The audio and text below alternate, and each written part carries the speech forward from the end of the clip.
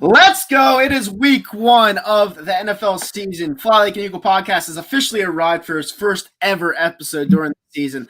I'm here with Zach Harris to my right, Trevor Harris down below, and myself, Kyle Mega. We are here to present our lovely podcast to you guys where we bring unfiltered content weekly, and we skipped out on our intro this week because it wasn't working. By the way, we are one of the only podcasts to bring you a phone number so you could call in and display your displeasures, or if you want to rant about the team or about us. It doesn't really matter. But if you rant about us, you better bring it. You better bring some facts and material, or else we are going to shred you to death. With that said, I am going to bring in these two gentlemen here. I am going to start with Trevor tonight. How are you doing, Trevor? I'm happy. Gambling is coming. My bookie's about to be really happy, and Travis Kelce just scored. So fantasy points all around from Wa. So we are back, and I love football. We are back, baby. Zach. I'm just hyped. I'm ready to go. I'm ready for Sunday. Buff dip, beer, everything. Football, Eagles football. I don't want that slow start, though, that we saw last year. That's all I know.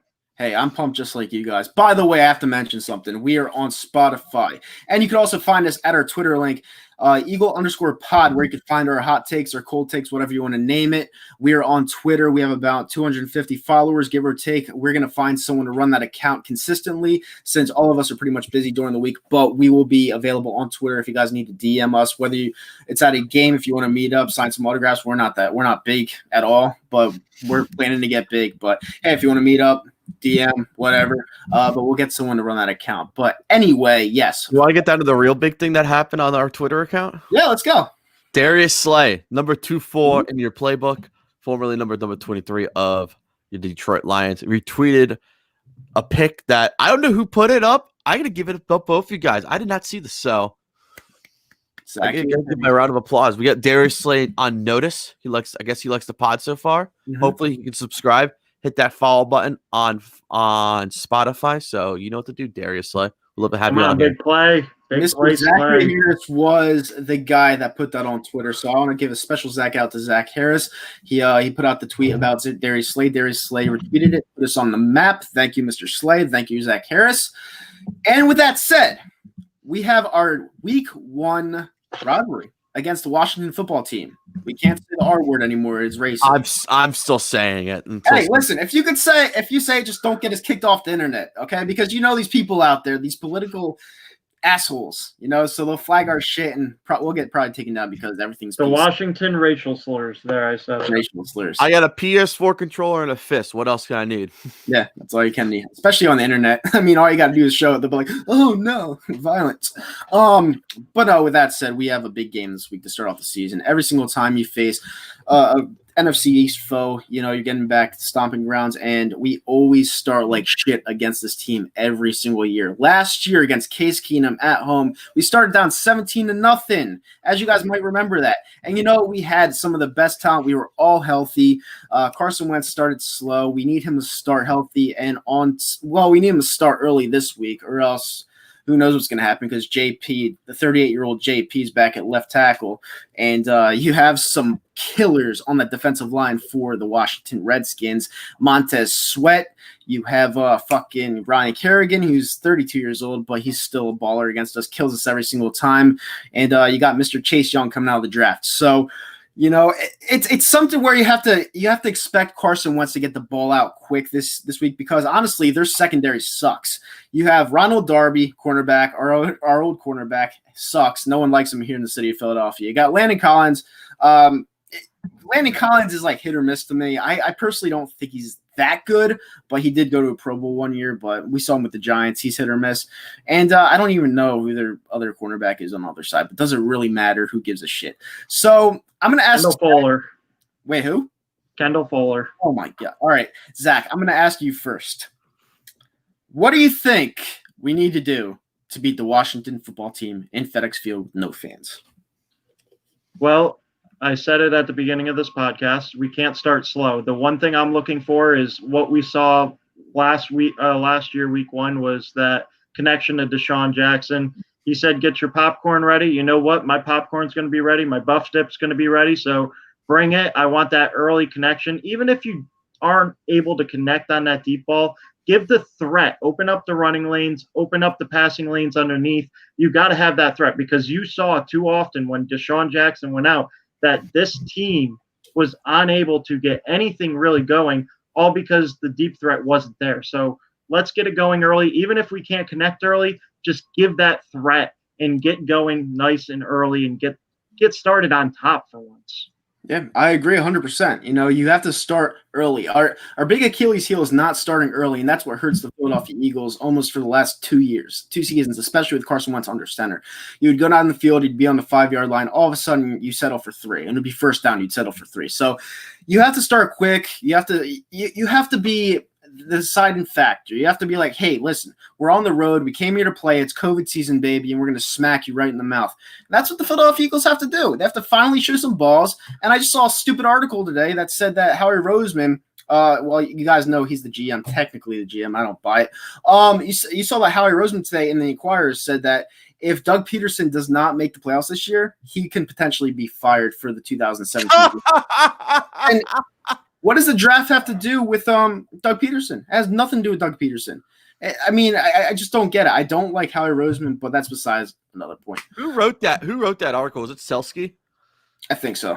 Oh, he's a hack anyways. I hope he just comes into the chat right now and says like I'm an idiot, but he's really just a hack. He's trying to make us go clickbait. Yeah. Here's my thing with the Eagles and Redskins. They've gone super slow last year. They've both games, like when you say like week 1, Redskins, they showed up slow. Falcons in 2018, they showed up slow. So it's like, and including the Tampa game, it seems like both, like whatever the first 2 weeks, the Eagles just start super slow and we get all pissy about it. They don't want to open up the offense that much.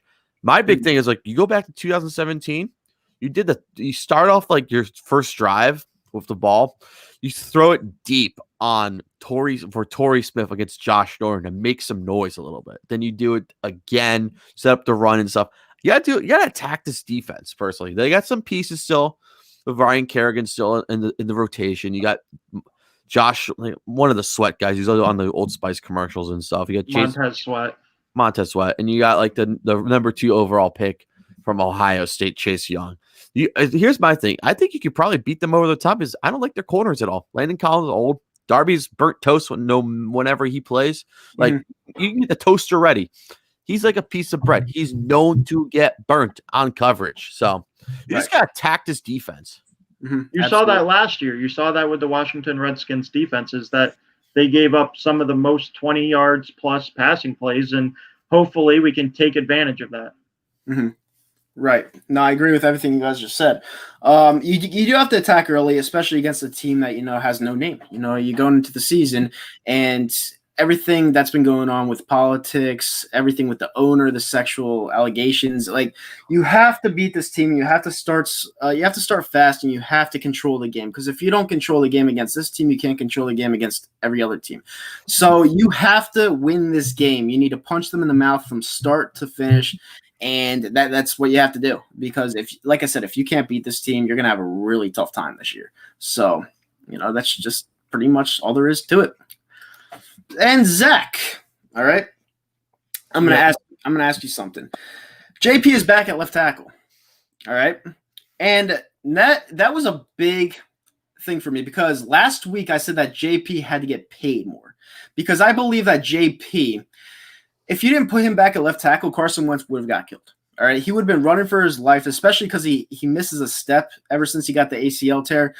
He would have been running for his life and crying for his mama. So putting JP back there, paying him more, restructuring his deal, I thought that was a big deciding factor for the Philadelphia Eagles, because I don't think he would have went back to left tackle personally. We would have had to start Jordan Mailata, and who knows how that would have gone.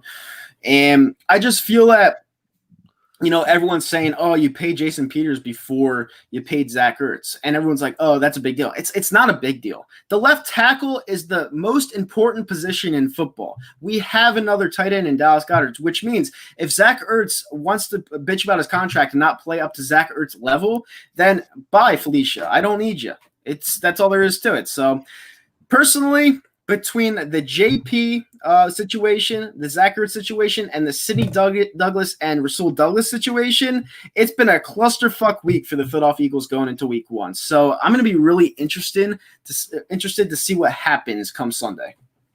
All right, so let's start off with JP moving to left tackle. Mhm. Now, from what I've been reading and what I've been seeing is JP actually decided to do good faith, move to the left side of the ball. I sent you guys that picture with Jalen Hurts back there with JP on the left-hand side, and I said JP is on the left side. So that was some of the thing that I've been paying attention to beforehand.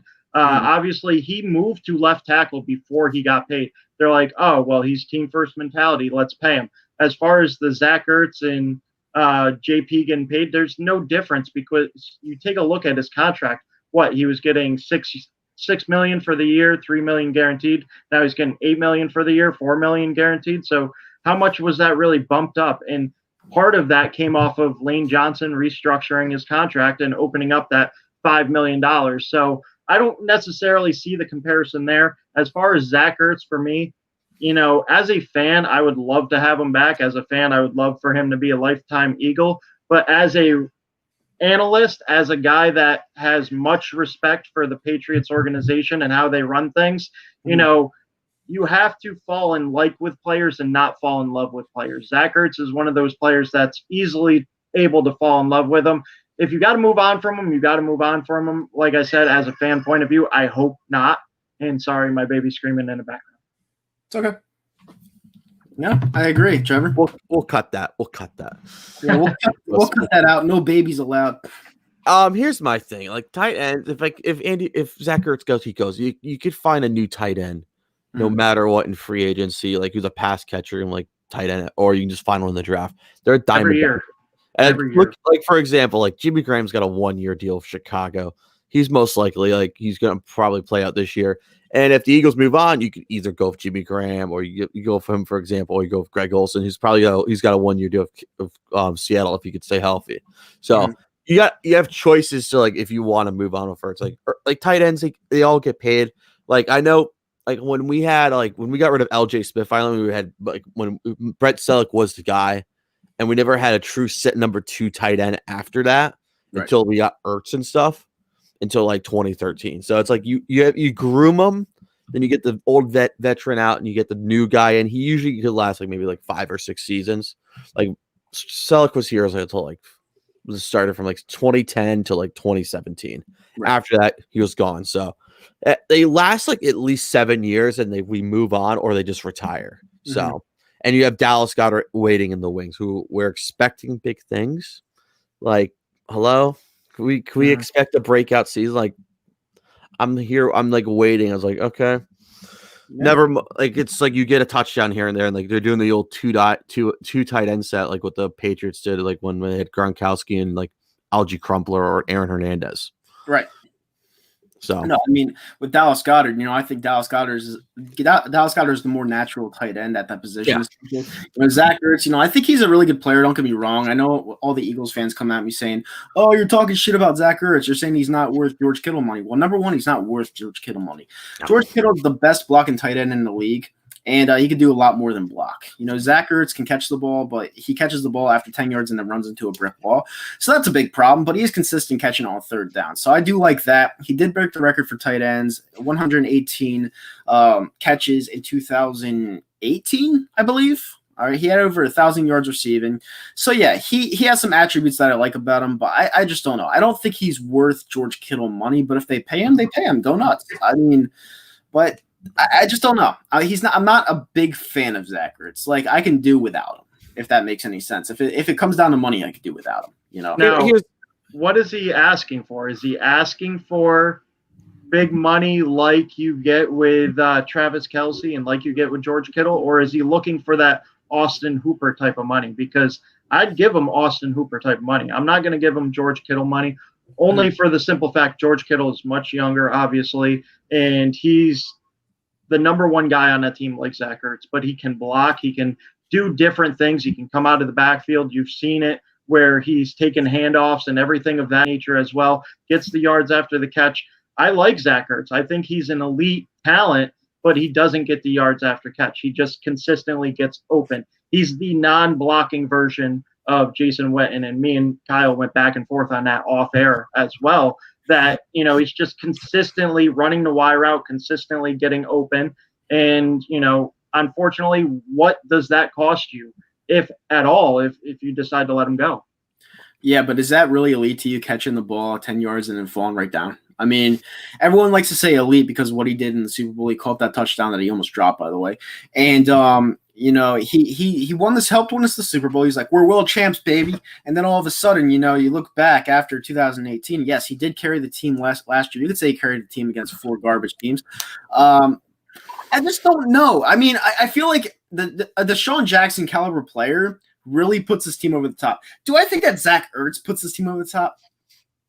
Nah. He's like a nice player, but he's not like compliment the guy. He's not the guy. He's not like the number one like go-to target. Like, for example, Travis Kelce is the number one go-to target for the Kansas City Chiefs. Yeah. George Kittle, he is the number one go-to wideout or tight end position. Like he's not. Zach Ertz is not that. He's like a number 2 or number 3. Yeah. Like it's like Carson Wentz. Like he's my number 1. He'll get the bar. He's like ever since Jordan Matthews said goodbye, Zach Ertz is like truly number 1 target for Carson Wentz. So that's how I see it. I just don't. Do we want to pay him the money?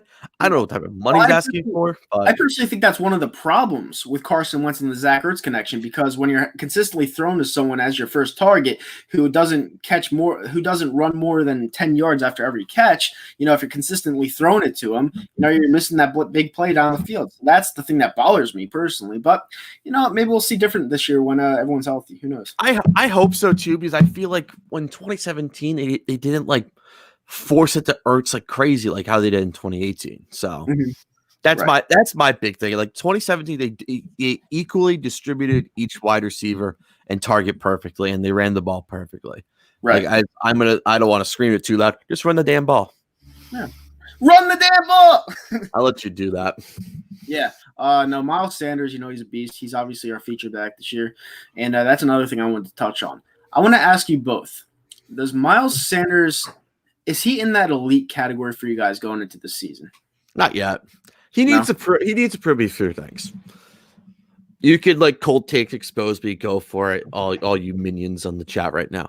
Yeah. If he could do at least like if he can like live up to the hype, if he could I want to see a breakout year from him.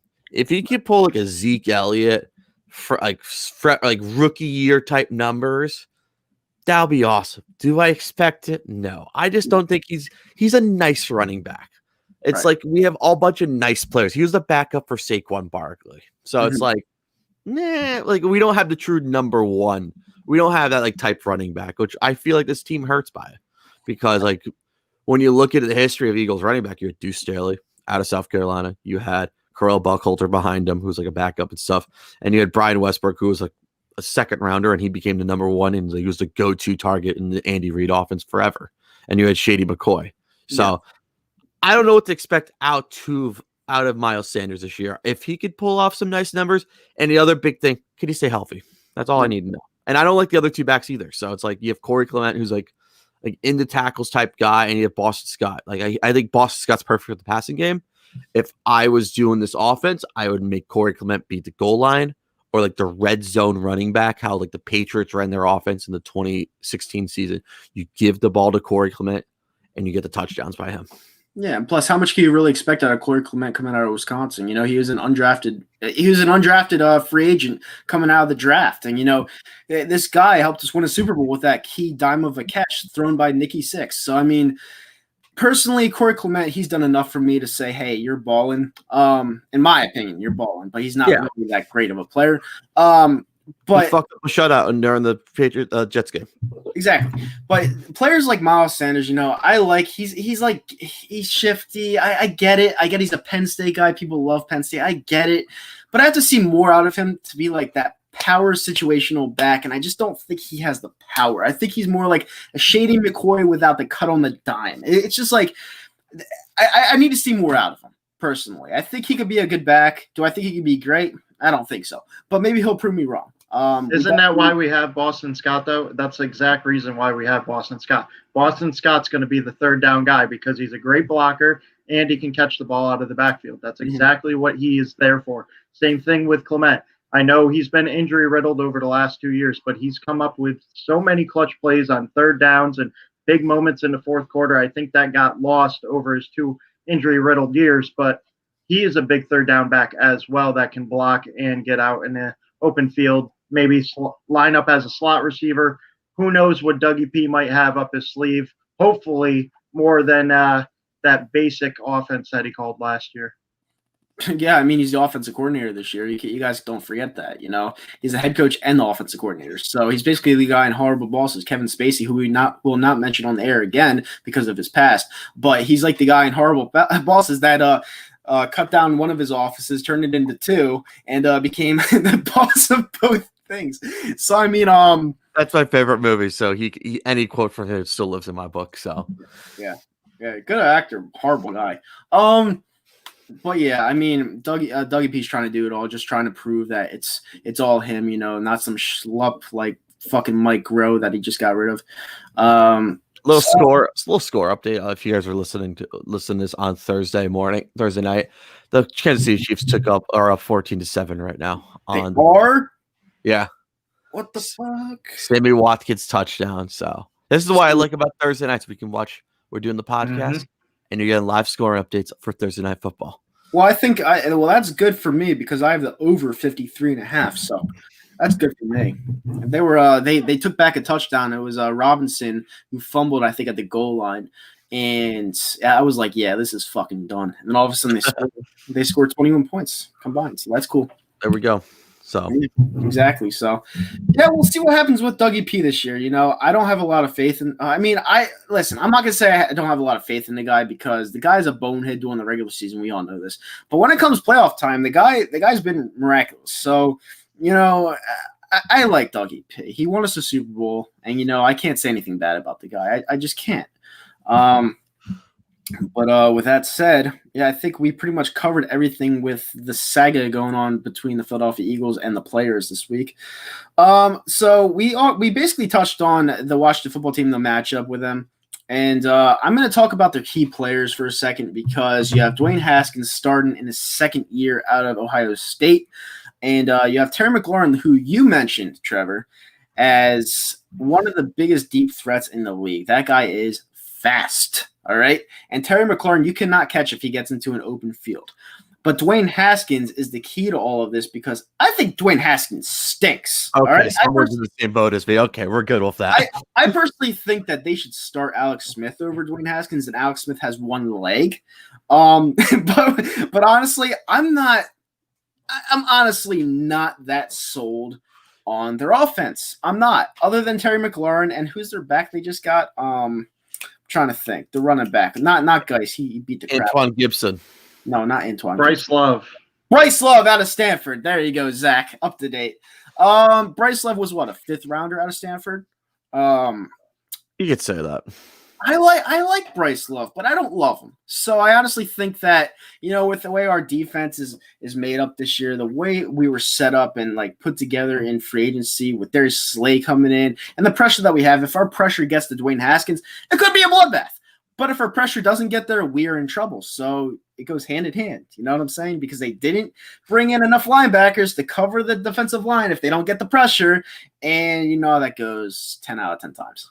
Can I say how you talk about the linebacker? Sorry, Trevor. It's funny that you talk about the linebacker situation. You're going to have a running back by committee for the Washington football team or the WFTs, whatever they're called. J.D. McKissing's in there. He's a great guy that's going to catch the ball out of the backfield. You also have Scary Terry that can catch the ball deep. So we're going to be tested right away between our linebacking core and our secondary. So if all you have is the worries right there, we may be able to figure out. Obviously, it's only one game. We haven't had preseason. So these are the things that you're going to be able to kind of get a feel for in game one, which I kind of like being able to have to guard multiple different running backs and not just one type of running back. So that's really going to help out the linebackers.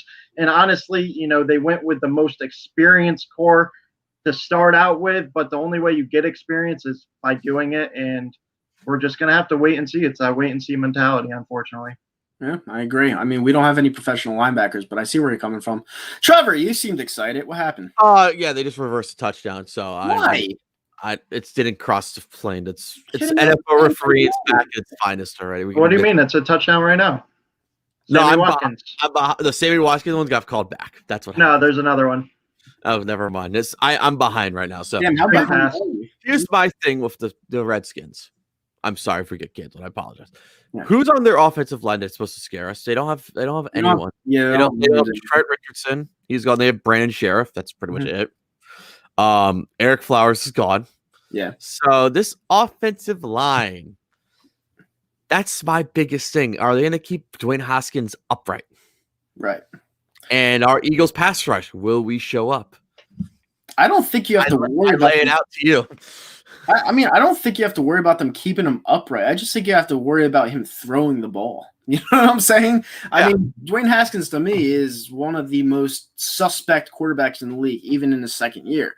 I'm not scared of him at all. And I just feel like, you know, the talent that you're putting around him, you're getting him Bryce Love, not really talented, but, you know, he's a compliment. Then you have Terry McLaurin. If you can find him in the open field with our suck-ass secondary other than Darius Slay, then there you go. And, yeah, there's not much to offer there. I'm just being honest. They have two decent tight ends. I mean, decent. They don't have Jordan Reed anymore. Remember that. Yeah, They have Logan Thomas and Jeremy Sprinkle. So, I mean, They got the dude from Virginia Tech and then Jeremy Sprinkle out of SEC. okay. I like both of those guys. They're decent. They're not elite. They're not upper tier, but they're good enough to catch a couple of passes in a game. Tell you that. Right. Yeah, definitely. I mean, Here's my thing. Here's my thing with Dwayne Haskins. I've never been high on him. I always thought he stinked in college. I just think he was just, he had Urban Meyer and like whatever Zach Day. He had the system. He fit the system perfectly. I just never thought he was he's not an NFL quarterback. How many Ohio State quarterbacks have really translated very well to the Oh NFL? God. Let me play this game. Bobby Hoyne, he stunk. Craig Kinzel, he sucked with the Bears in 2004. Troy Smith was a hack. Terrell Pryor. Didn't he win a Heisman? He won a Heisman, but he never played a single down as a quarterback. Yep. Terrell Pryor, he was meh. He had that cool run against the Steelers. I thought he was going to be a decent wide receiver, but then he went to the Redskins. Yeah, and he got paid. And we almost thought about signing him. Good move by Howie, not doing that. Am I missing any? Oh, JT Barrett can't make an NFL roster. Oh God. XFL star. Oh, Cardell Jones. He Yep. thought he could be the shit in Buffalo. He ain't shit. He's an XFL guy for life. Yeah. God, now you're making me go through the really go through them. Go through the loop. Kirk Herbstreit could cry on TV about anything. I And like thinks- Justin Fields. That I'm telling you that right now. I like Justin Fields. Yeah, like I'll give you this. Like an Ohio State quarterback being good is like a Michigan, like a whiteout developing well in Michigan. So in the pros. Besides, name me a Michigan whiteout that's been good since Ed McCaffrey. Yeah. Can't think of any off the top of my head. No, I can't. Braylon Edwards, he sucked too, and he can shoot people. So Donovan and People Jones. he stick too. Nope. No. None of them. Now you see why I like whatever. It's like, oh, he's gonna be great. He's like, where is he college? Like, oh, I said like, nope. Next one, please. Next. So it should be a fairly easy win this Sunday. I mean, the I reason will say it's gonna be a close game. I'll say that. Yeah, but that's the thing. Honestly, like the more and more I think about it, I'm like, the more and more I actually really like the Eagles this week. You know, I'm trying to like bring myself back into thinking that it's gonna be a slow start like it always is. But there's nothing that the Redskins, but the football team offers me. You know, there's nothing that they offer. There's nothing. You know, you're going on the road. You're a 5.5 point favorite. We're even with some questions on the other side of the ball, we're the far superior team. Like far superior team. The only thing they got going is they got a new coach, and Jack Del Rio. Yeah, and Jack Del Rio is your defensive coordinator. All SEC defense right there, bud. Yeah. What is it all SEC defense ever done? In the NFL, not much. Exactly. Next question. In the NFL, not much. Danny Lukenheimer says Haskins is Cardell Jones 2.0. No, I'll say this. Joe Theismann should ask him if Dwayne Haskins change your fucking number. First off, you're ruining number 7 in shame right now. Yeah, pretty much. Second of all, I think he's Bobby Hoyne 2.0. I really think the Redskins are going to be horrible again this year. And I know they got a new head coach. I just think he's going to be a shot, and he's going to be awful, and he's going to be out of league in 2 years. Yeah, possible. That's how I see it. The only reason why he's a Redskin is Dan Snyder. It was like his son went to school with him. So need I say more? All right. So guys, score predictions, game itinerary. What do you guys think? I'm gonna go with you, Zach. Give me a second. I can pull the line up. I think the line's right around 6.5. I want the real time line. That's the thing. I'm going to go with the Eagles. I'm going to say 28-21. Ooh, high score. Okay, 28-21 Eagles. All right, Trevor, what do you think? It's 5.5 right now, by the way, for all degenerates out there. So, and your over under is at 42.5. So, I will say, I have a question. Over. I got a question for us. I think go over, yeah. Would the city burn to the ground if the Eagles lose to the football team week 1? No, it won't. You want to know why? Because, first of all, the way the governor is in Pennsylvania, they would pretty much throw pepper spray at people for trying to get together. So, I mean, that wouldn't happen. And second of all, it wouldn't happen because I don't think many people in the city of Philadelphia are expecting much out of this team anyway, if they're being honest. So, and plus, who honestly thinks that football is really happening right now? I mean, it took us a couple of weeks to kind of realize it was coming. So, I mean, I don't think they'd really care, but I think it would be pretty funny and sad at the same time if we lost to a football team. Yeah. First ever game as the football team. I'll tell you what, if we lose to the Redskins, the racial slurs, if I come on air drunk after we lose to the Washington football team that doesn't even have a name, oh, you're not going to want to see that, Zach. You are not going to want to see that, Zach. You're going to probably get me who's going to be watching Red Zone if the game's horrible. So, all right. And by the way, guys, I know we're having some buffering issues this episode or this podcast, but you know what? On Sunday, we will fix all that up. It's probably going to be more mobile because I'll be on my phone. I'll probably be watching the game. It'll be more mobile, and I'm probably going to get a new laptop because the buffering's an issue. We can't have this happening. And the reason why I'm bringing this on air right now is because I do apologize. It is our first week, but we're trying to get through this podcast with the issues, and we'll fix it up for you guys next week. We didn't have the intro. We didn't have the phones today. It's been a bloodbath this week, but we're trying to put this together, hopefully put it on Spotify for you guys.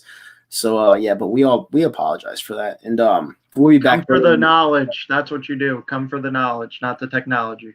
Exactly. And we'll be back on Sunday better than ever. And trust me, like Zach just said, if the Eagles lose this game, I will have more than 5 drinks in me. So you'll see the angry Kyle, which comes out a lot.